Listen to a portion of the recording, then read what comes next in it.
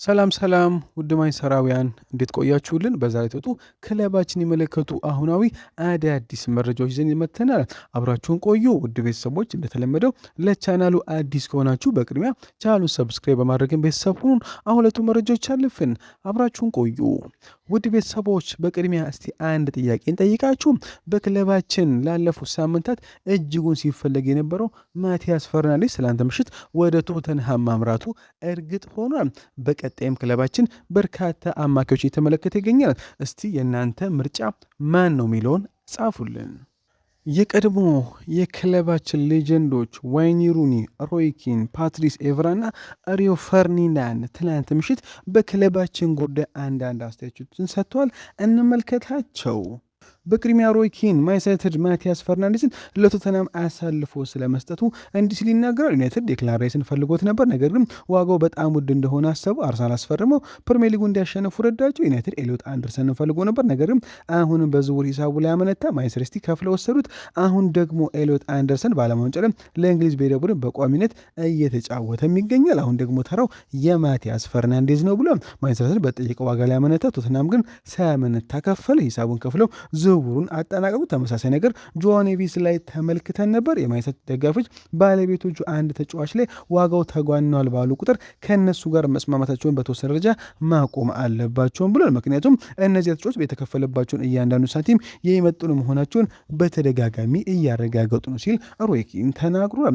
ዋይኒ ሩኒ ማርከስ ራሽፎርድ ወደ ዩናይትድ ሊመለስ ስለሚችል ተጠይቆ እንዲህ ሲል ይመልሳል።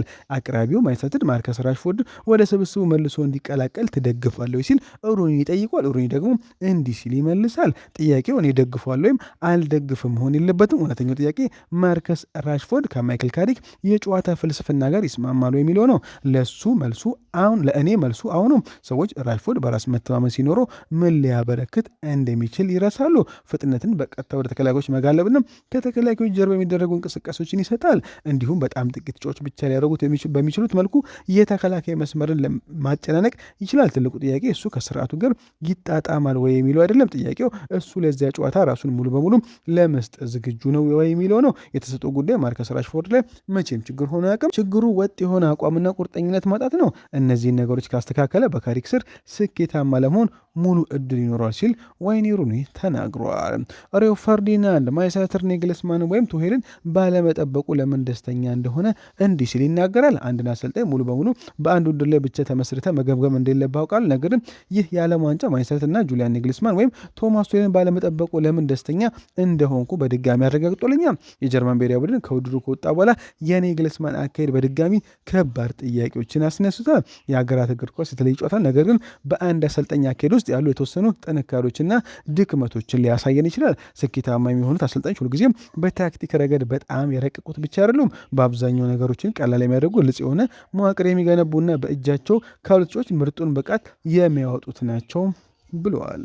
ፓትሪስ ኤቭራ ኮቢ ማይኖ በእንግሊዝ ብሔራዊ ቡድን ውስጥ የመጫወቻ ደቂቃ በመጣቱ ተበሳጨ። ቶማስ ቱሄል በዓለም ዋንጫ ላይ ኮቢ ማይኖን የእንግሊዝ የአማካይ ክፍልን ሲመራ የማየት ህልም አምኖ በመጨረሻም ግን ለምን ተቀያሪ ወንበር ላይ እንደተው አሁንም ለመረዳት እየሞከርኩ ነው። ኮቢ ማይኖ በዚህ ውድድር ላይ እስካሁን አንድ ደቂቃ አልተጫወተም። የኔ ቡድን ኮከብ ስታር ወይ የወንበር አሟቂ አድርገውታል። የበልጥ የሚያበሳጭ ነገር ቱሄል ለኮቢ እድል ከመስጠት ይልቅ ሌላ ተጫዋች ካለበት ቦታ ውጭ ማሰለፍ መምረጡ ነው። እያንዳንዱ አሰልጣኝ የራሱ ሀሳብ እንዳለው ቃል፣ ነገር ግን በዚህ ሰዓት ኮቢ ብቸኛው ዝግጁ አማካይ ቢሆን እንኳን ቱሄል እሱን ከመምረጥ ይልቅ ራሱን ወደ ሜዳ ቀይሮ ያስገባል ብዬ አስባለሁ ሲል ፓትሪክ ኤቭራ ቶማስ ቱሄል ላይ ብስጭቱን ገልጿል። በመጨረሻ ዋይኒ ሩኒ ስለ ሜሰን ማውንትና ኤሲ ሚላን ዝውውር ጠይቆ እንዲህ ሲል ይመልሳል። በእውነቱ ዜናውን ስመለከት ደስተኛ አልነበርኩም፣ ምክንያቱም ሜሴን ጤነኛ በሆነበት ጊዜ የማንቸስተር ማሊያ ለመልበስ ብቁ ነው ብዬ ከማምናቸው አንዱ ነው። እንዳለመታለው ነው ጉዳቶች በዩናይትድ ቤት ያለውን ቆይታ ማናችንም እንደጠበቅነው እንዳይሆን አድርገውታል። ነገር ግን ምናልባትም በአዲስ ሊግ ውስጥ አዲስ አጀማመር ማድረግ በትክክል እሱ የሚያስፈልገው ነገር ሊሆን ይችላል። ተጫዋቾች አካባቢያቸውን ሲቀይሩ በድንገት ከጉዳት ጋር መታገልን ሲያቆሙ አይተናል። ይህ ዝውውር ከሆነ ማውንት በሚላን ቤት ምርጥ ብቃቱን መልሶ ቢያገኝ አይግረማችሁ ሲል ተናግረዋል። ማርከስ ራሽፎርድ በሚቀጥለው ዘመን እንደገና ለክለባችን የመጫወት እድሉ አሁን ላይ 100% እውነተኛ ሆኗል ታለ። ይህን የገለጸው የሜል ስፖርት ጋዜጠኛ ክሪስ ዊለር በዩናይትድ ስታንድ በኩል ሲሆን አክሎም ግን ክለቡን ተጫዋቹ ነገሩ ወደዚህ ደረጃ ባይደርስ ይመርጡ እንደነበርም ገልጿል። ማርከስ ራሽፎርድ ከባርሴሎና እምቢተኝነት በኋላ ያለ ወቅታዊ ሁኔታ ይህ የዝውውር ለውጥ የመጣው ባርሴሎና ባለፈው ያበቃውን 26 ሚሊዮን ፓውንድ በቋሚነት የመግዛት መብቱን ሳይጠቀምበት ከቀረ በኋላ ነው ተብሎ አሁን ራሽፎርድ በማናቸው መልኩ ወደ ካምፕ ኑ ለመመለስ በባርሴሎና በዩናይትድ መካከል አዲስ ድርድር መደረግ ይኖርበታል። ሆኖም ባርሴሎና ዝውውር ማሳካት የሚፈልገው በዝቅተኛ የዝውውር ሂሳብ ወይም አጥቂውን ለሌላ አንድ የውድድር ዘመን በውሰት በመውሰድ ብቻ ሲሆን ማንቸስተር ግን ለሁለቱም አማራጮች በሩን በሙሉ ዘግቷል ተብሎ ባየር ሙኒክ የዝውውር መስኮቱ በይፋ ከመከፈቱ በፊት ለራሽፎርድ ያለውን ፍላጎት አሳይቶ እንደነበርም ይታወሳል። ይህ ሁኔታው ለራሽፎርድ በእጁ ላይ ያሉትን አማራጮች በጣም ያጠበበት ሲሆን በሚቀጥሉ ሳምንታት የእንግሊዝ ብሔራዊ ቡድን ግዳጁ ሲያጠናቅ አዲስ ፍላይ ክለብ ካለመጣ በስተቀር አማራጭ ያጣ ይመስላል። ነገር ከዩናይትድ ጋር እስከ ሰኔ 28 ድረስ የሚያቆይ ውል ያለው በመሆኑ የእግር ኳስ ህይወቱን ባደገበት ክለብ ውስጥ እንደገና የማደስ እድሉ አሁንም ላይ ሙሉ በሙሉ ሰፊም ነው ተብለዋል። ሪዮ ፈርዲናንድ ማንቸስተር ዩናይትድ ለማቲያስ ፈርናንዴዝ በሚደረገው የዋጋ እሽቅድድም ውስጥ ላለመግባት የወሰነው ለኦሬንጅ ቹዋሜኒ የሚሆን በቂ ገንዘብ በእጁ ለማስቀረት በማሰብ እንደሆነ ተናገረ። ይህ በእርግጥ ሊሆን የሚችለው የሪያል ማድሪድን ኮከብ በዚህ ዝውውር መስኮት ለመሸጥ ዝግጁ መሆኑ ከተረጋገጠ ብቻ ነው ተብሏል።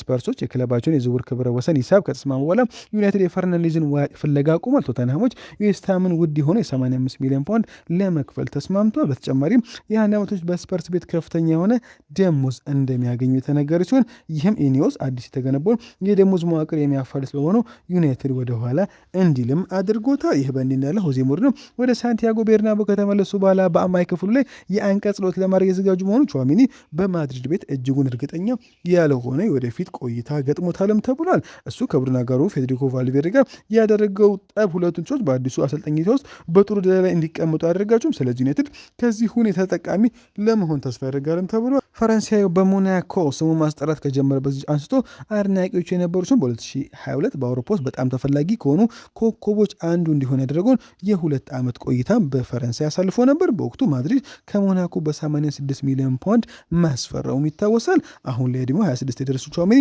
በማድሪድ 6 ዓመት የሚያቆየን ውል የፈረሙ ሆነው በ2026/27 ወደ ዘመን ሲጀመር ወደ ውል የመጨረሻ 2 ዓመታትም ይገባሉ።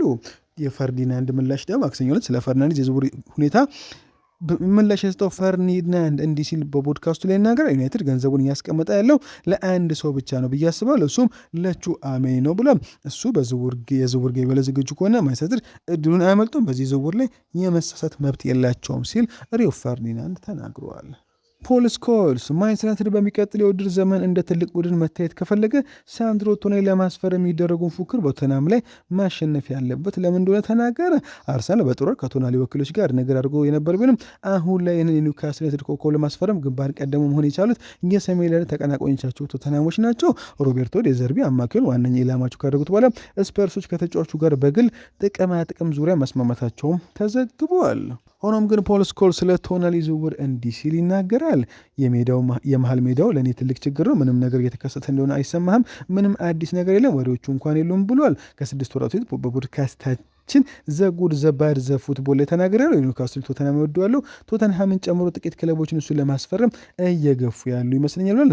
እኛ እሱን ለማስፈረም ውስጥ ያለን አይመስል፣ ነገር ግን እሱ ቢመጣ ጥሩ ነበር ብዬ አስባለሁ ብሏል። ፕሪሚየር ሊጉን ያውቃል። ከኒውካስል ጋር ለ2 ወይም ለ3 ዓመታት ቆይታ በእርግጥ መጮት ያልቻለበት የ1 ዓመት እገዳ ነበረበት፣ ነገር ግን እሱ ከፍተኛ ጥራት ያለው አማካኝ እንደሆነ አስባለሁ ሲል ፖል ስኮልስ ተናግረዋል። ማንቸስተር ዩናይትድ ማቲያስ ፈርናንዴዝ ወደ ቶተንሃም ማምራቱን ተከትሎ ፈጥነው ወደ ሌላ የአማካይ ክፍል ኢላማ እየተሻገሩ ሲሆን በዓለም ዋንጫው ላይ ድንቅ ብቃት ያላቸውንም ኮከቦች መመልከታቸውንም ቀጥለዋልም ተብሏል። ዩናይትድ ፈርናንዴዝ ካጣ በኋላ አሁን ለፊቱን ወደ በርነማውዙ ኮከብ አዙሯልም ተብሏል። ዛሬ በወጡ አዲስ ዘገባዎች መሰረት ቶተንሃም ለፖርቹጋሌው ኮከብ 85 ሚሊዮን ፓውንድ ለመክፈል መምረጡን ተከትሎ ጋዜጠኛ ቤን ጃኮብስ እንዳሳወቅ ከሆነ ዩናይትድ የበርነማውዙ ድንቅ ተጫዋች አሌክስ ስኮትን እንደ አማራጭ የተመለከቱ ሲሆን በራራቸው ላይ ያሉ ሌሎች ኢላማዎችም አሉ ብሏል። ቤን ጃኮብስ በትዊተር ገጹ ላይ እንዲህ ሲል ጽፏል። ዩናይትድ በማቲያስ ፈርናንዴዝ ሳይሳካል ከቀረ በኋላ አሌክስ ስኮትን ለማስፈረም መንገዶችን እየመረመረ ነው። ስፐርስ ለፈርናንዴዝ 85 ሚሊዮን ፓውንድ ይከፍላሉ። ይህ ደግሞ ዩናይትድ ለመክፈል ያልተዘጋጀበት ሂሳብ ነው ብሏል። በርንማውዝ ስኮት አዲስ ውል እንዲፈርም የሚፈልግ ሲሆን በውሉ ውስጥም የውል ማፍረቻ ስምምነት ለማካተትም ተዘጋጅቷል ተብሏል። ስኮት እስከ 80 ሚሊዮን ፓውንድ አካባቢ ይገመታል። አርሰናል፣ ማንቸስተር ሲቲ፣ ቶተንሃም፣ ቼልሲ ሊጠበቁ የሚገቡ ሌሎች ክለቦች ናቸው። አርሰናል ስለ በርንማውዙ አቋም ቀጥተኛ ሐሰተኛ መረጃም ደርሶታል ተብሏል። ዩናይትድ ኦሌ ቹዋሜኒና ካርሎስ ባሌባን በዝርዝር ውስጥ ይዟል። እንዲሁም በስፐርስና ማንቸስተር ሲቲ የሚፈልገው ሳንድሮ ቶናሊ አድናቆትም አለው። ነገር ግን ዩናይትድ ወደፊት ለመግፋት የዝውውር ዋጋ መቀነስ አለበትም ብሏል። ሳንደርበርግም ሌላኛው የተወዩበት ስም ያለ ሲሆን ዩናይትድ በርንማውዝን ማሳመን ከቻለ ስኮትን በ65 ሚሊዮን ፓውንድ አካባቢ ለማስፈረም ዝግጁ ነው ተብሏል። ዩናይትድ የፌሊክስ ኔሚቻንም ዝውውር እያፋጠነ ነው ተብሏል። አንድ ዘገባ እንዳሳየው ከሆነ ዩናይትድ በርካታ የማይ ክፍል ተጫዋቾችን ለማስፈረም ያደረገውን ፍለጋ ሲያጠናክር ለቦሩሲያ ዶርትመንዱ ኮከብ ፌሊክስ ኔሚቻ አዲስ ጥያቄ ሊያቀርብ ነው ተብሏል። አንዳንድ ምንጮች እንዳረቀት ከሆነ ስለ ዝውውሩ ጥያቄ እንዳቀርበው የተሰማ ሲሆን ዩናይትድ ከቼልሲ ጋር በሆን ለኔሜቻ ዝውውር አሁን ላይ ፍላጎት ካሳዩት በርካታ የፕሪሚየር ሊግ ክለቦች ቀዳሚዎች ናቸው ተብሏል። ዛተዚህ አሁን እንዳረጋገጠው ከሆነ ጀርመን ኢንተርናሽናል በዚህ ክረምት ለዝውውር ዝግጁ መሆኑን ለማወቅ ጥያቄዎችንም አቅርበዋል ተብሏል። ማንቸስተር ዩናይትድ በዝውውር ገበያው ላይ ስልቱን ሊቀይር ነው ተባለ። የማንቸስተር ኢቭኒንግ ኒውሱ የቀድሞ ጋዜጠኛ ሳሙኤል ሉከረስት ይፋ ባደረገው መረጃ መሰረት ማንቸስተር በፕሪሚየር ሊጉ የተጫዋቹ ዋጋ መናርን ተከትሎ የዝውውር ስልቱን ወደ ታናናሽ ወይም ብዙ ወደማይታወቁ ወጣት ተሰጥኦዎች ለማዞር እያሰበ ይገኛል ተብሏል። የስትራቴጂ ለውጥ የመጣው ማንቸስተር ሲቲ ለኤሊዮት አንደርሰን ያደረገው የ130 ሚሊዮን ፓውንድ የእብደት ዝውውር የገበያን ዋጋ ሙሉ በሙሉ እንዲናር ካደረገው በኋላ ነው ተብሏል። በዩናይትድ እይታ የበዛባቸው ዋጋ ታጎች ዩናይትድ በፕሪሚየር ሊግ ውስጥ ያሉ ተጫዋች ለተለጠፈባቸው ዝውውር ሂሳብ በጣም እንደተጋነነበት ያምናል። በዚህ ምክንያት በሚከተሉ ተጫዋች ወደ ኋላ ማለቱም ተሰምቷል። በማቲያስ ፈርናንዴዝ 80 ሚሊዮን ፓውንድ፣ በአሌክስ ስኮት 80 ሚሊዮን ፓውንድ እንዲሁም በአዳም ዋርተን በማይታወቀው ከፍተኛ ዋጋም ነው ተብሏል። የማኑኤል ኡጋርቴ ከባድ ጉዳት ዩናይትድን አያስገዳጅ ሁኔታ ውስጥ ከብቷል። ነገር ግን በኤንዮስ የሚመራው የአሁኑ አመራር ማስተዋል የተሞላበት ታክቲክን እየተጠቀሙ ነው ተብሏል። ዩናይትድ እንደ አይደን ሄቨን ያሉ ዝቅተኛ ዋጋ ያላቸው ነገር ግን ከፍተኛ ተስፋ የሚጣልባቸው ዝውውሮች እንደ አብነት በመውሰድ እነሱን የመድገም እቅድ አላቸውም ተብሏል። ማኑኤል ኡጋርቴ በዓለም ዋንጫ ላይ ያስተናገደው የጉልበት ጅማት ኤሲኤል ጉዳት ለክለቡ ትልቅ መርዶ መሆኑ ይታወቃል። ይሁን እንጂ ዩናይትድ በድንጋጤ ውስጥ ገብቶ ለተጫዋቾች እስከ 80 ሚሊዮን ፓውንድ በመክፈል የፋይናንሻል መዋቅሩን ማውደም አይፈልግም ተብሏል። በምትኩ ገና ስማቸው ያልገና ነገር ግን በካሪክ ስር ሊያደርጉ የሚችሉ ታዳጊዎችን ማደን ረጅም ጊዜ የሚዘልቅ ብልሃተኛ አካሄድ ነው ብሎ ያምናሉ ሲል ሳሙኤል ሉከረስ ዘግቦታል። በመጨረሻም አጫጭር ክለባችን የመለከቱ መረጃዎች እንመልከት። የብራይተኑ ፖል ባርበር ካርሎስ ባሌባን ከ85 ሚሊዮን ፓውንድ ባነሰ ዋጋ ለማንቸስተር ዩናይትድ ይሸጣል ብላችሁ ካሰባችሁ ፈጽሞ እርሱት። ስፒለር አለርት ቀድሞ መረጃውን ሰጪ ሲሆን ስፐርስና ሲቲ የገበያ ግሽበቱን አሁን አነረውታል ሲል ተናግረዋል። ቶተንሃም ባለፈው ዓመት ብራያን ቤሞን ወደ ማንቸስተር ለሚያደርግ የነበረውን ዝውውር ለመጥለፍ ለመቀማት ሞክሮ እንደነበር ማስታወስ ተገቢ ነው። ዝውውሩ ያልተሳካው ቤሞ መሻቱ ዩናይትድን ብቻ ለመቀላቀል እንደሆነ በግልጽ በማሳውቀው ነበር። ፈርናንዴዝ ግን ይህን አላደረገም። ይህን ደግሞ ወደ ስፐርስ ለመጓዙ ትልቅ ምክንያቱ ሲል ታይለር ማርሻል ዘግቦታል። አሌክሲ ዎቢ ስለ አማድ ዲያሎ የትላንት ምሽቱ አስደናቂ ብቃት ተናገረ።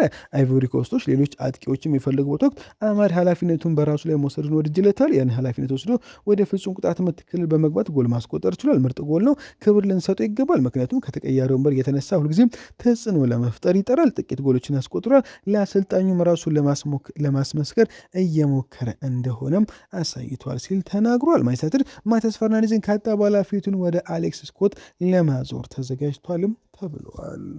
ፋብሪዚዮ ሮማኖ በወጣው አዲስ ዘገባ መሰረት ማቲያስ ፈርናንዴዝ ካጡ በኋላ ለኦሬንጅ ቹዋሜኒና ለዩናይትድ በሩን መክፈት የሚቻለው ብቸኛው መንገድ ሙሉ በሙሉ የተለየ ደሞዝ ክፍያ ላይ መወያየት ሲቻል ብቻ ነው። በአሁኑ ሰዓት ግን ይህ እየሆነ ያለ ነገር አይደለም ተብሏል። ስካይ ስፖርት በወጣው ዘገባ መሰረት ደግሞ ክሬንሲዮ ሰመርፊልድ ለዩናይትድ ለግራ ክንፍ መስመር ተመራጭ ከሆኑት ዋና ኢላማዎች አንዱ ሆኖ እየመጣ ነው። ኔዘርላንድ ከዓለም ዋንጫው መሰናበት ተከትሎ የወደፊት ፈንቱ አሁን ላይ ግልጽ ይሆናል ተብሎ ይጠበቃል። ምንም እንኳን ዩናይትድ ብቻውን ፍላጎት ያለው ክለብ አይሆንም ተብሏል። ማንቸስተር ዩናይትድ በአማድ ዲያሎ ላይ ያለውን አቋም ግልጽ አድርጓል ተባለ። በዚህ ክረምት አማድ ዲያሎ ለሽያጭ የሚቀርበው ተጫዋች አይደለም ተብሏል። እንደ ፋብሪዚዮ ሮማኖ ዘገባ ከሆነ ከሌሎች ክለቦች ጥያቄዎችና ፍላጎት ቢኖሩም ዩናይትዶች አይቮሪ ኮስትን የክፍ መስር ተጫዋች የማለቅ ምንም አይነት ፍላጎት የላቸውም ተብሏል። ከኦልድ ትራፎርድ የተላከው መልእክት የሚያሳየው አማድ በዝውውር ገቢያው ላይ በዚህ ክረምት ለሽያጭ የማይቀርበው ተጫዋች እንደሆነም ነው ተብሏል። ውድ ቤተሰቦች ለዛሬ በረ ቆይታ በዚያ በቃ። መልካም ቀን